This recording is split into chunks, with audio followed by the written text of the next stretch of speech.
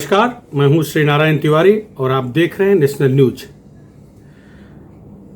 हिंदुस्तान में हिंदू विरोधी सोच रखने वाले वे सब आज बहुत खुश होंगे जिन्हें महाराष्ट्र से जा रही वीडियो, महाराष्ट्र से चैनलों पर चल रही वीडियो देखने को मिल रहा होगा। वह संगठन या वे सारे संगठन जिनके मन में हिंदू द्वेष है, जो कभी नहीं चाहते कि हिंदू संगठन संयम से रहें, प्रेम से रहें, आपस में भाईचारा बना के रखें, ऐसे सारे राजनीतिक दल, सारे संगठन के सारे नेता आज खुश होंगे। गांव की भाषा में कहें तो धूल अबीर गुलाल उड़ा रहे होंगे। भले ही प्रत्यक्ष उड़ाएं न उड़ाएं, लेकिन उनकी प्रसन्नता आज रोके नहीं रुक रही होगी, क्योंकि महाराष्ट्र में श्री राम को मानने वाले, हिंदुत्व की राह पर चलने वाले दो बड़े दल आपस में लड़ रहे हैं।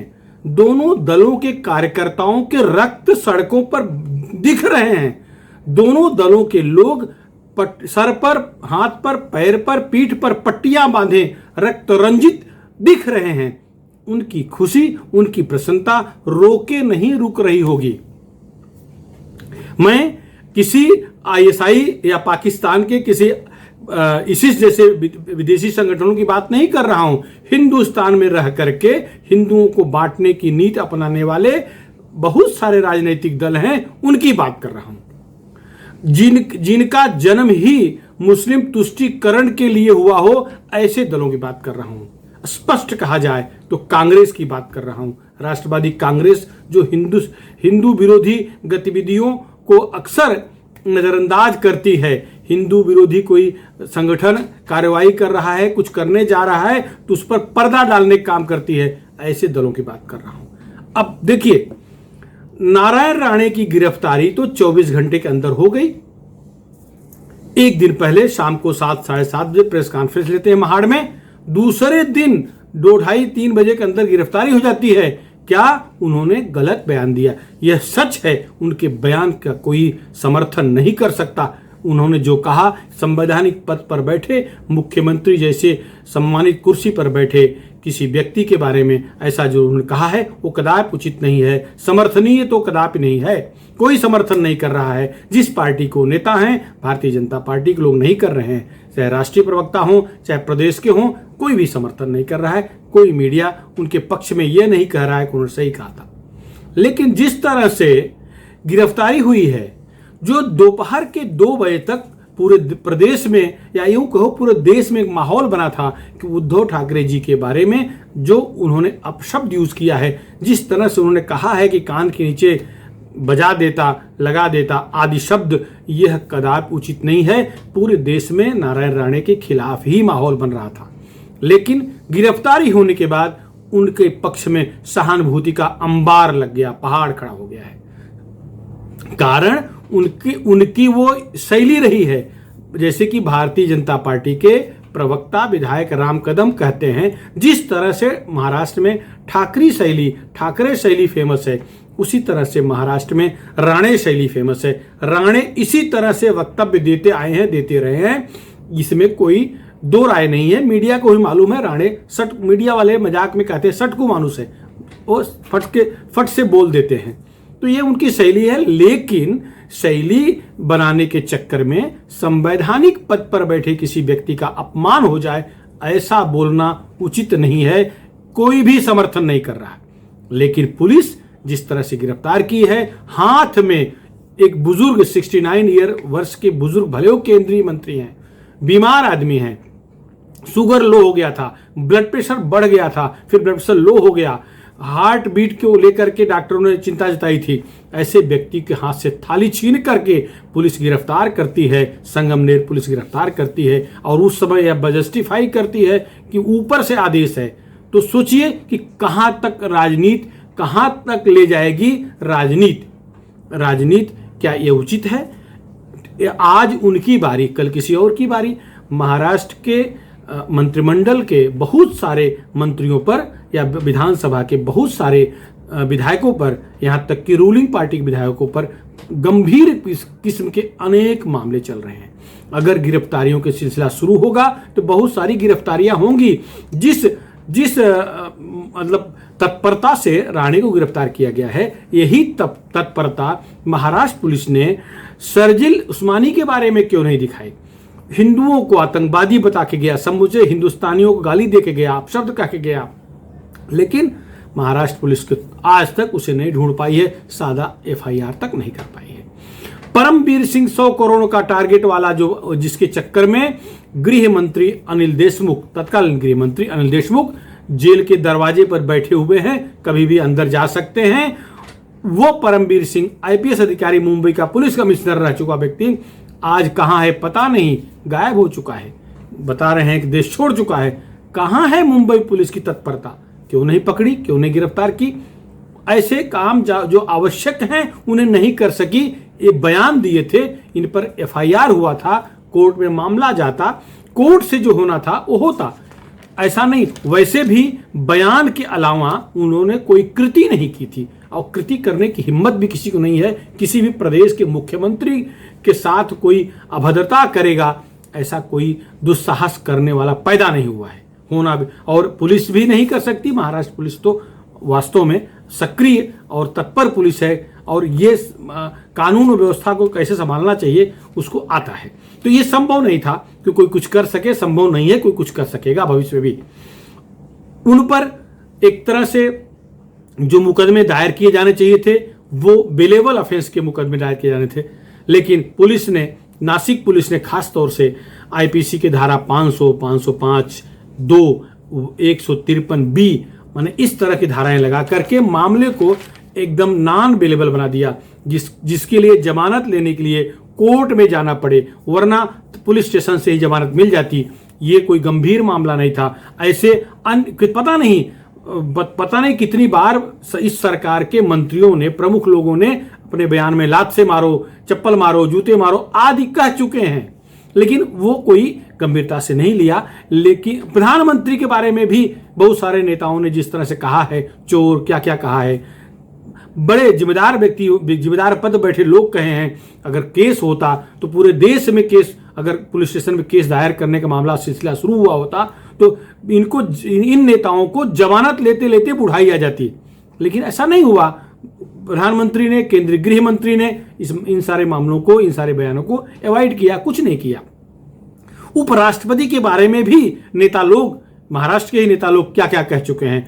राज्यसभा के चक्कर में, राज्यसभा में जो राड़ा हुआ था जिसमें एक सांसद को, तृणमूल कांग्रेस के सांसद को निलंबित किया गया, उस सिलसिले में कौन कौन क्या क्या कहा है आप यूट्यूब पे जाके देख सकते हैं। तो लेकिन नहीं, वो उपराष्ट्रपति ने भी कुछ नहीं कहा, कुछ नहीं किया, और इस तरह से जो राणे ने बयान दिया है तो गलत है। लेकिन पुलिस जितनी तत्परता दिखाई है, अगर यही तत्परता दिखाती तो महाराष्ट्र में अपराध शून्य हो जाता, लेकिन महाराष्ट्र का अपराध का ग्राफ तेजी से बढ़ा है, घटा नहीं है। अब देखिए, 4 जगह तो रजिस्टर्ड हो चुके थे FIR एक घटना के बारे में। अब अभी खबर आ रही है कि राज्य के कम से कम 20 पुलिस स्टेशनों में FIR हुए हैं, और इसीलिए राणे के वकील हाई कोर्ट में कह रहे थे कि सारे मुकदमों को क्लब करके आप इस पे देखें, इसके बारे में फैसला लें। जैसे पुलिस ने गिरफ्तार किया, गिरफ्तार करके उनको महाड़ पुलिस को सौंप दिया। पुलिस ने गिरफ्तार किया तो गिरफ्तार करने के बाद महाड़ पुलिस को सौंप दिया। संगमनेश्वर पुलिस ने इन्हें गिरफ्तार किया था और प्लेट हाथ से छीन गिरफ्तार किया है, एकदम से अनुचित। कदापि इसे कोई सही नहीं कहेगा। निश्चित है जितने वीडियो हैं, यदि ये वीडियो कोर्ट में पेश किए गए तो वहां के SP, वहां के वो सारे पुलिस अधिकारियों की नौकरी जाएगी, और जानी भी चाहिए, क्योंकि केंद्रीय मंत्री कोई भग नहीं रहे थे। भोजन करने के बाद, दवाई खाने के बाद गिरफ्तारी हो सकती थी। ये पॉलिटिकल, कुल मिला के पॉलिटिकल राड़ा है। राणे का और शिवसेना का राड़ा पुराना है। नारायण राणे और उद्धव ठाकरे एक का पुराना झगड़ा है। भाजपा शिवसेना से लड़ रही है अलग बात है, लेकिन नारायण राणे और उद्धव ठाकरे के बीच का संघर्ष बहुत पुराना है। कोई कहीं भाग नहीं जा रहा है। अगर FIR हुआ है तो दोनों प्रमुख व्यक्ति हैं, महत्वपूर्ण व्यक्ति हैं, कहीं नहीं जाएंगे। पुलिस ने जिस तरह से अनुचित काम किया है, इसे बदतमीजी की श्रेणी में लाया जा सकता है। ये गलत है, नहीं होना चाहिए था। अब आई बात गिरफ्तारी।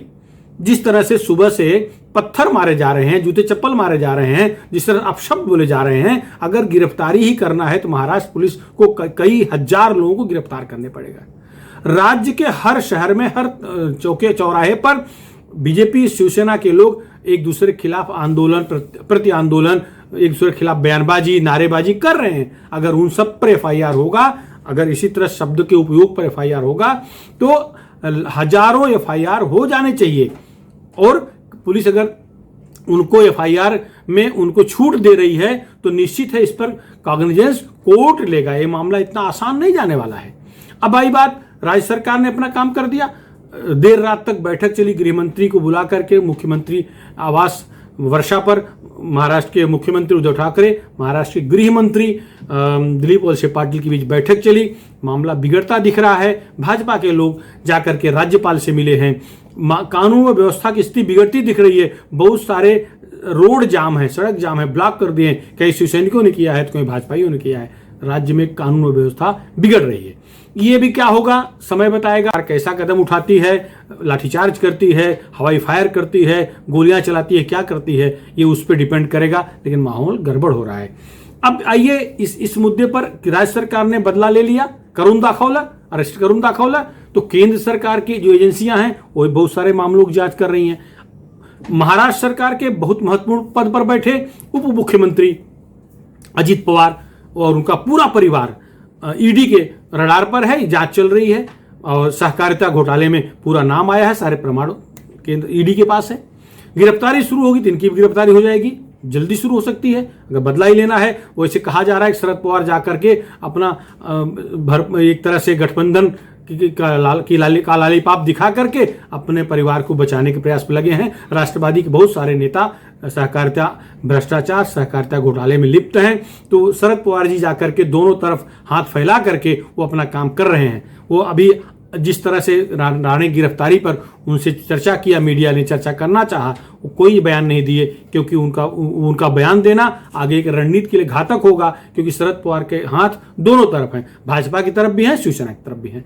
शिवसेना की सरकार जाती है तो भाजपा के साथ चले जाकर सरकार में शामिल हो जाएंगे या अपने परिवार को बचाने का प्रयास करेंगे। इस तरह का एक माहौल बनता दिख रहा है।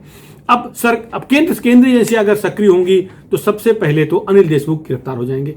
वो 100 करोड़ का मामला चल रहा है। इसके अलावा उद्योगपति अंबानी के घर के सामने जो जिलेटिन मिला है, वजीर हत्याकांड में वजह पकड़ा गया है, परमबीर सिंह का लेटर है, कई एजेंसियां जांच कर रही हैं। तो सबसे पहले गिरफ्तारी अनिल देशमुख को सुनिश्चित लग रही है।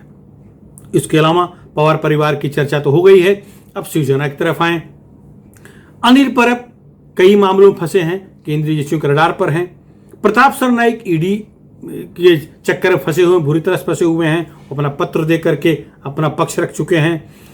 शिवसेना के मुख्य प्रवक्ता संजय राउत की धर्मपत्नी के खिलाफ भी मामला चल रहा है, वो भी केंद्रीय एजेंसियों के रडार पर हैं। शिवसेना विधायक यामिनी जाधव का मुद्दा है, उनका विधायक पद संकट में है। उनके संपत्ति का मामला पकड़ में आया है, उनके नकली कर्ज लेने का मामला पकड़ में आया है। मुंबई महानगर पालिका जो शिवसेना के लिए आत्मा कहलाती है, मुंबई महानगर पालिका के स्टैंडिंग कमेटी के चेयरमैन यशवंत जाधव भी बुरी तरह से फंस गए हैं। इनकम टैक्स की रडार पर, ईडी की रडार पर हैं। जांच हुई तो इनकी सुई, इनका धागा दूर तक जाएगा, जरूर दूर तक जाएगा, जिसमें बड़े लोग फंसेंगे, इसमें कोई दो राय नहीं है। नार्वेकर जो शिवसेना सुप्रीमो उद्धव ठाकरे जी के अत्यंत करीबी हैं, उनके खिलाफ भी जांच चल रही है।